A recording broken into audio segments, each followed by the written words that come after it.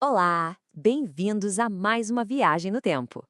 Hoje a gente vai fundo nas origens de ideias que estão aí no nosso dia a dia, sabe? Democracia, filosofia, até os esportes. E o mais legal é que tudo isso leva a gente para um lugar só, a incrível Grécia Antiga, que é tipo o berço da nossa civilização ocidental. E aí, o que será que a democracia, a filosofia e as Olimpíadas têm em comum?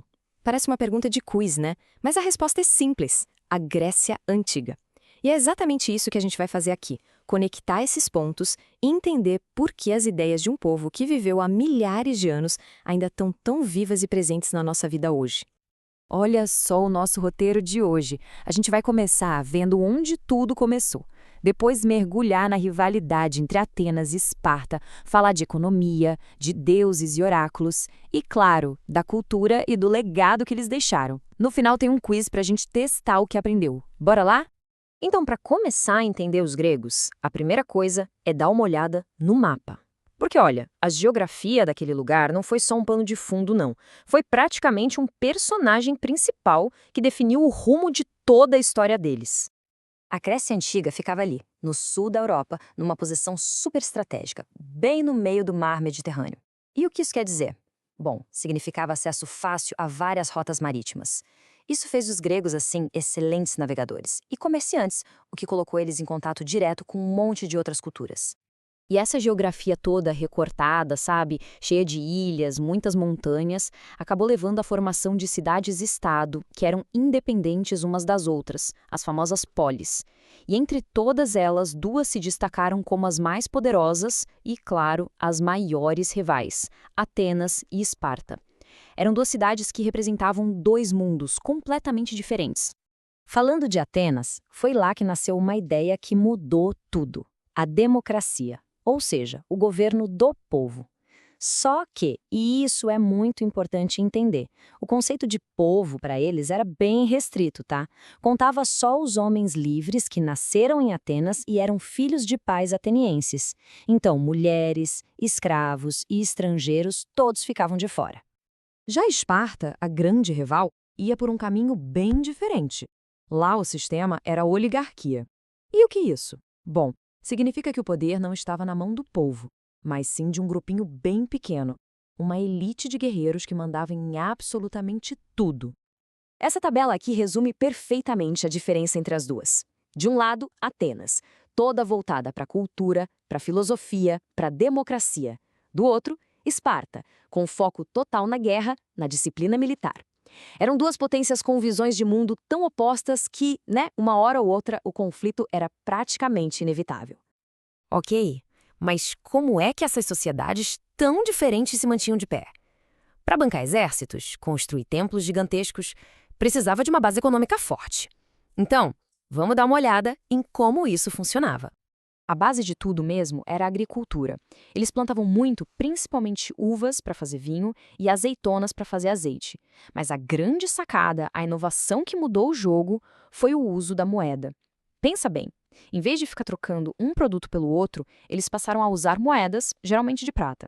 Isso deixou o comércio muito, mas muito mais ágil e eficiente em toda a região do Mediterrâneo. Mas nem só de política e comércio viviam os gregos, né? A vida deles era profundamente guiada pela fé. Vamos mergulhar um pouco em como eles enxergavam o mundo, quem eram seus deuses e, principalmente, como eles tentavam descobrir o que o futuro reservava. A religião deles era o que a gente chama de politeísta. Isso significa que eles acreditavam em vários deuses. E o mais interessante é que esses deuses não eram seres perfeitos e distantes, não. Pelo contrário, eles tinham muita personalidade, tinham paixões, ciúmes, cometiam erros, eram quase como seres humanos, só que com superpoderes. E lá no topo de tudo, comandando a festa toda no Monte Olimpo, estava Zeus.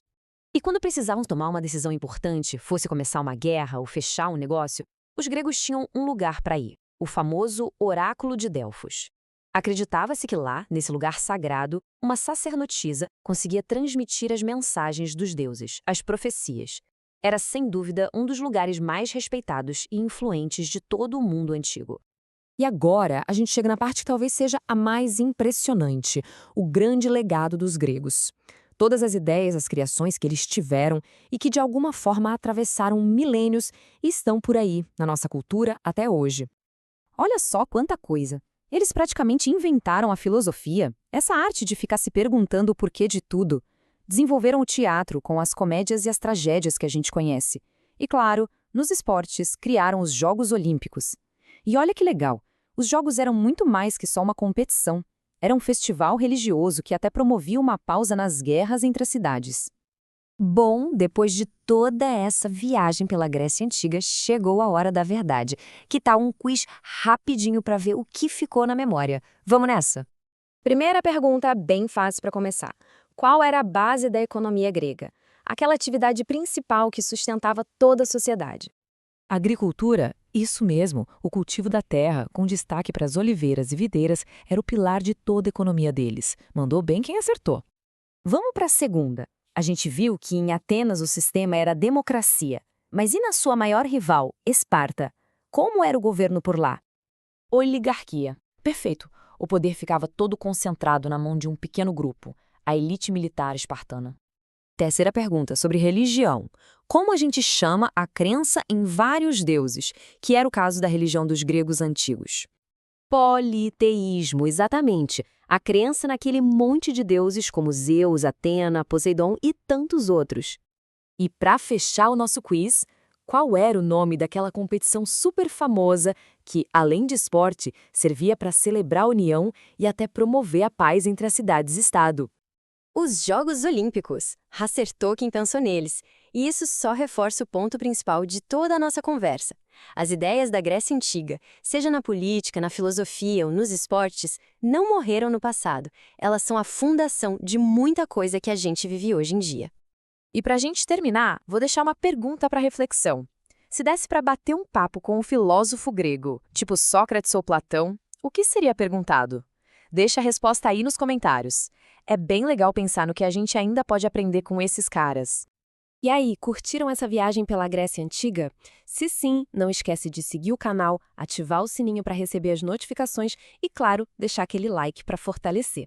A gente se vê na próxima. Até mais!